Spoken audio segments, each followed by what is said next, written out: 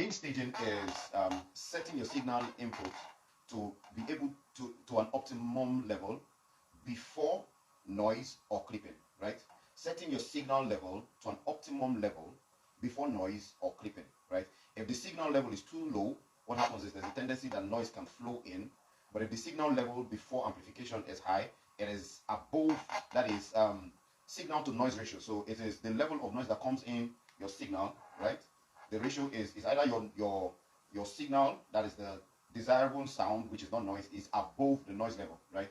So if you check on most of your digital or analog board, you will realize that on each of the input channel, there is a set of LED lights, right, that indicates the signal level, that is the amount of signal that is coming into that channel. Do you understand? So before any amplification or before any mix or anything, there is a part of your board that shows you let's just use a typical example there. This is just one channel of your board. Let's say this is channel 1. This channel 1 has knobs in the case of an analog system. Then before the fader, which is the one that you can drive, there's usually an LED knob that shows an LED light that shows you, that indicates the level of the signal that is coming into that channel, right? The reason for that is so that you can see the level of the signal that is coming into your board before you start doing any alteration, amplification, or any mix on that channel. So what we will do is we will make sure that we have optimum level of that signal before any amplification or before any mix is done, right? So let's use a typical example for let's say the guitarists. I'm sorry that I've been using the guitarists for most of my examples. I think they have a lot of knobs and all of that keep attenuating their volume levels. So let's say the guitarist, before amplification, let's say before it is sent to his pedals, and from his pedals to my board or to wherever they're going to record whatever he's playing, he's supposed to be able to set his signal level that comes from the guitar first into the pedal, making sure that the level that he's receiving is appreciable enough before any distortion or noise that can come in from any of his processors, right? Before amplification. Then on my own side of the board, I'm going to also check to be sure that the signal that is coming to me on the board is at a level that I can hear the signal and the ratio of the noise being way below. I think for the digital board, a lot of this noisy processing and all of that has been taken out of, but because of the analog board has a lot of transistors and all of that does all the processing, some of them tend to filter in the filter in noise with the processing, right? But in the digital board, a lot of that has been knocked off, right? So you have the ratio, the signal to noise ratio is way low, right? But if you record a signal way below the right gain structure, what happens is the circuitry noise will flow in. You understand? So if you pay attention to a lot of this system, you'll notice that there's this hiss noise, something like that, or any of the buzz noise inside of it. Sometimes it's the circuitry noise that is being flowed in through the signal part of your signal. So what happens is, if I have enough signal coming in through that channel, what happens is the ratio is way below what the noise becomes negligible, right? So, but if you check that the gain structure is not right, what happens is, if I receive too much of the input of the signal from the source, and then it hits the level that my input processing cannot take, what happens is it becomes distorted. That is what you hear as a clipping sound, right? So it happens a lot with a lot of other instruments. So we're going to go through a bit of them as our time permits. But in a case of the drums, where the dynamics of the tone or the dynamics of the drum is dependent on the player, right?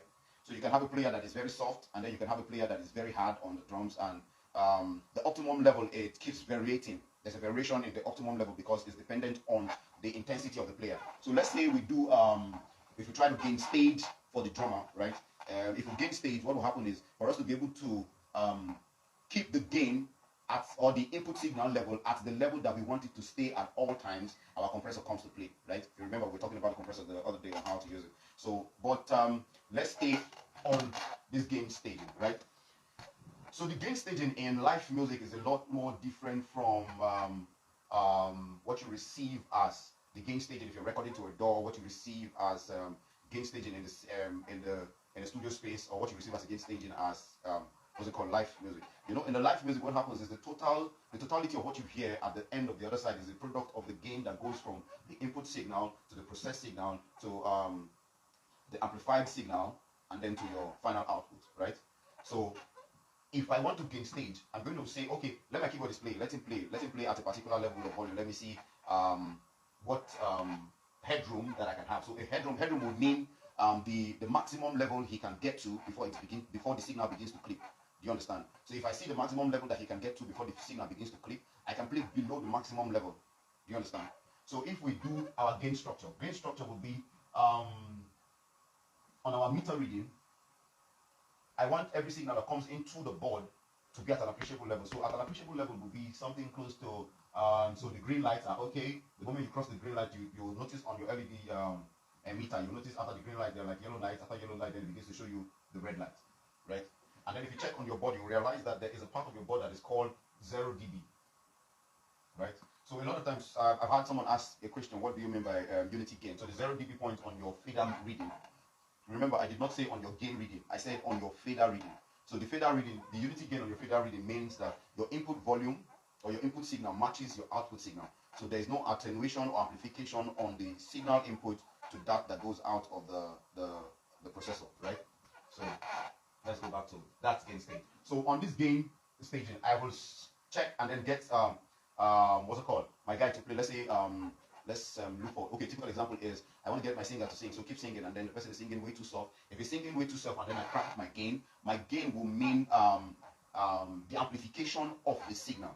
Remember, I talked about a couple of times in gain structure that I think maybe I should just go over it again. So there's headroom. Headroom will mean the maximum level my signal can get to before it begins to clip, right?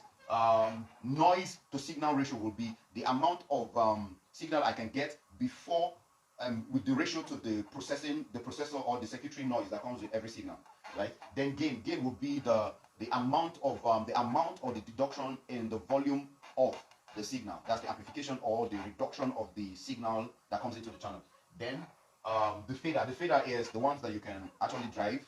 If you check on everybody, you notice that on each of the channels it has one strip that has a fader that you can drive. You understand? So on this part, what happens is I have I tell my singer to start singing. If the person is singing too soft, what happens is I notice that the input signal of that the input signal of the microphone, it sounds low. So you need to also check. Most of the digital system has that correction in it. And then if you check most of our microphones, they usually come with a gain on the microphone and then gain on the receiver. So if it's a wireless system, it has a gain on the microphone and then gain on the signal. So if you want to be able to have a safe or a good enough input signal that does not clip, one that is not too quiet and brings in the circuitry noise, what happens is you make sure that the signal and that of the receiver are almost on unity gain, right? But if you notice that at unity gain it still hits the red on your meter reading, you have to maybe dial down the gain on either the microphone or that of the receiver, so that you make sure that the level that is coming into the signal is not too quiet or too loud that it brings in distortion or noise, right? So once you're done checking that and you make sure that that of the microphone is low enough that even while the guy is copying it and then singing way too loud into the microphone, it doesn't come to you as a clipped sound on the part of the receiver, right? Then you can now move to checking that on the board. So if it comes into the board and then it feels like it's too low, right, you can now gain. If you remember, gain is to add volume to it. So I add volume to it until I notice that the input signal is appreciable. I've not touched my what's it called, my fader yet. So right now I'm just working on the input signal so that I can optimize the level of the input signal. So I'm going to wait for the input signal to keep, okay, just keep singing. And I'm not starting doing anything on the output yet. I'm just making sure that my gain is at the level that I want it to be at all times when they sing into the microphone. So I'm checking the levels and I notice that, okay, at this point when I crank the gain, I notice that it has gone past, what's it called? It's gone past all the greens, and I can see just maybe one yellow signal there, one yellow light. I can say, okay, that is fine. That is fine. I can now check my fader level, right? And then get the guy to keep singing. Okay, keep singing. And then I keep pulling my fader up. I pull my fader up. If I pull my fader to unity gain, what happens is the amount of input that is entering the processor and the amount of input that gets to my board, they're now at the same level. So the level of what is entering is the same level that I'm sending out. But that is also dependent on the final out, which goes to your what's it called now, which goes to your main out, right? So I'm going to give you a simple analogy that allows me to understand how to gain stage when I have to do this, so that I don't have to bog my head too much on gain staging. So So the thing is, a lot of times when I think of these things and I feel like it's beginning to look like it's difficult to just crack it almost immediately, I start looking for an analogy that can allow me understand the process, something that is very simple and easy to understand. So let's just take for instance that I have, for the explanation's sake, I have a tap that has 4 taps. Let's say I have a setup that has 4 taps. This is one tap, T1, T2, T3, T4, right? All of this tap, there is a final end somewhere here, which is, let's say end, right? So each of these taps are supposed to flow into another tap, right? So this other tap is like my mixer, right? And this mixer is supposed to flow from this tap to another tap, right? And from this other tap to the final output. This is my end, and the live mix will be my speakers, right? So there's my mixer. This other side will be my processors, right? So each of these taps will mean my input signal, right? Each of these taps is my input signal that goes to my board, which is my mixer, right? If at the end of where this mixer is supposed to feed my output out to the external processor, I have a tap that is 40% open, right? And on each of these input signals, I have my tap that is at 70% open. Do you understand? What happens is the total sum of these inputs will rush to this point, trying to find their way out of this point, and then there's a restriction on this point. Do you understand? Just try to visualize it. What happens is, as everything is running to this point, they are all at a high level. As they're running to this point, what will happen is they're going to meet a resistance here. So let me I think so if the resistance here would be my main output volume, remember that if we put at unity gain, which is on your fader at 0 dB, right, it is whatever is coming in as volume is going out as the same volume. So if I have moved, let's say this is supposed to be in unity, on unity gain, I have moved it down by -5. Understand this? So let me show you what it will look like. Let's say this is a typical board. This is a typical mixer board, right? This part is called the main.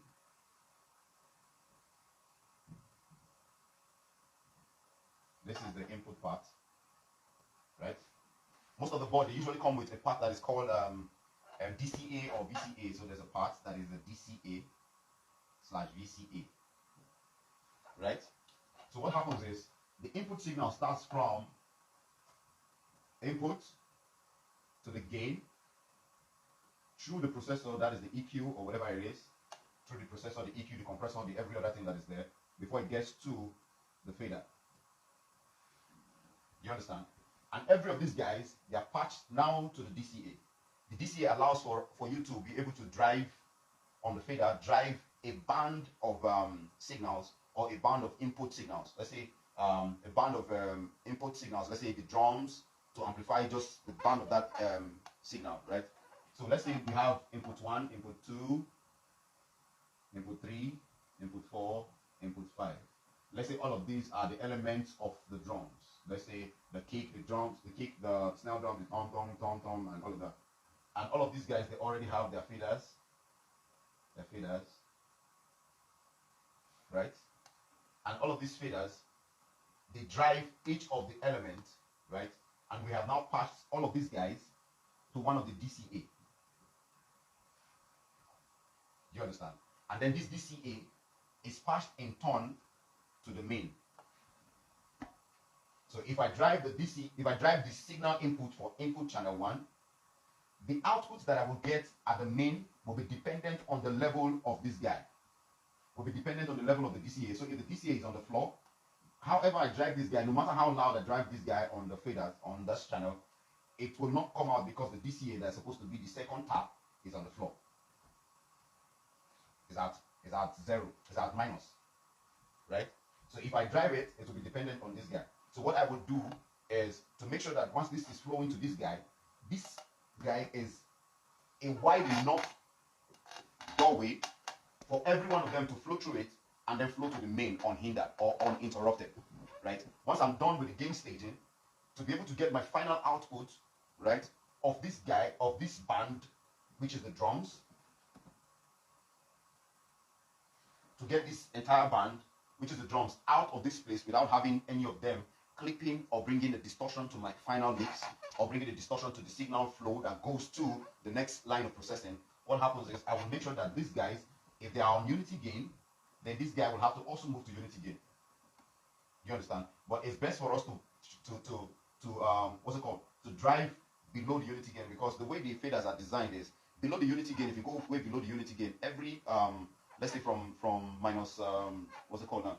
From the bottom. Let's say this is the unity gain. That's 0 dB.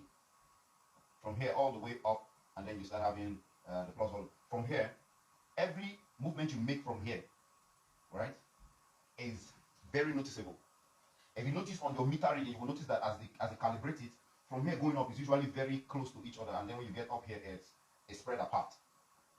Do you understand? So as it goes up, it becomes spread apart, meaning every moves on this side is noticeable compared to moves on this side of the faders. So there's a lot of digression, so I hope you're able to put all of them together. So let me go back. So if on these faders, what I would do is I will make sure that these guys are not too loud, so they are not running to this side. Understand, my first analogy is that it's like having a tap that is running from this point. This is tap 1. The summation of this entire tap, they're now running into a bigger tap. So it is advisable that this tap is bigger so that it receives all of this, right? Bigger in terms of the drive, right? So if I have all these guys if they are at unity, let's say they're at unity, then most likely I will have to drive these guys, the DCA close to where unity is. Then most likely I will have to also make this other guy at unity. But if you remember that everything that we do as at mix per EQing is either we are boosting or cutting down the volume of the frequency.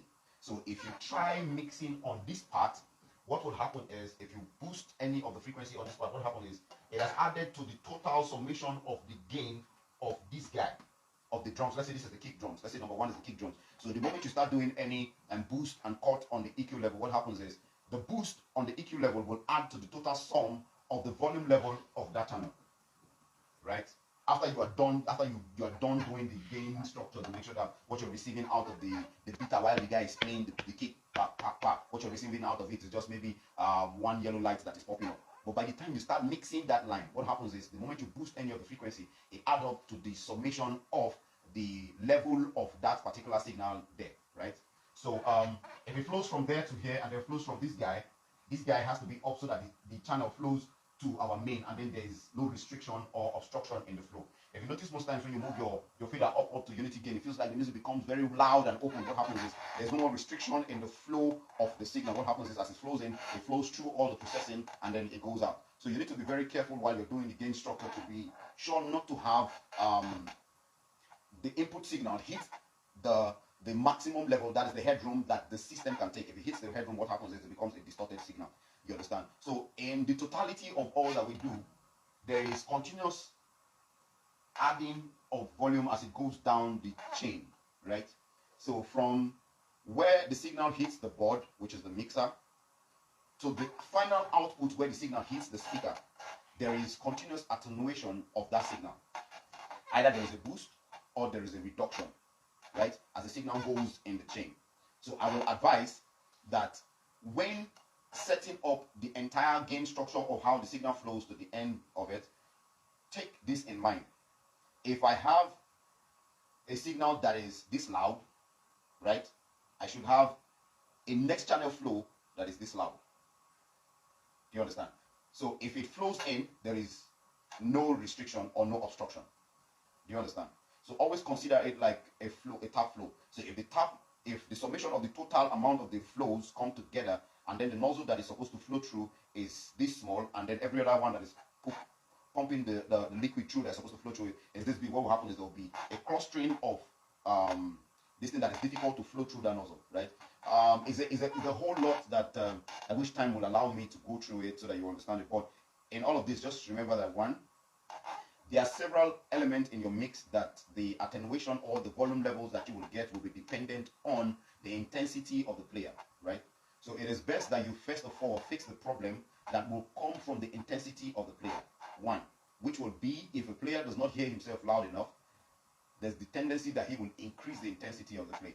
So if you can fix that one first, then you are sure to have a good enough signal that comes into your board, the signal to noise ratio being higher than that of the noise, the signal being higher than that of the noise.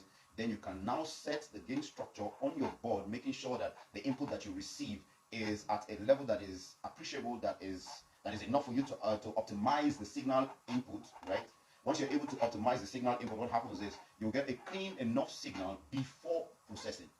But don't forget that if they say unity gain, the moment you move any of your volume to unity gain, is also dependent on the attenuation that you have done in your processing. Remember that every EQ has volume as against frequency. So any boost you do on any of the frequency, what happens is the summation of that channel's gain or the summation of the signal level of that channel will be amplified. Do you understand? So I hope that with these few thoughts of mine, you'll be able to understand what it is that you need to do. Or if I know that by the grace of God, next week, by the grace of God, we're going to come back to this. My country, my country. Thank you very much. Because right, wow. Oh Lord God Almighty.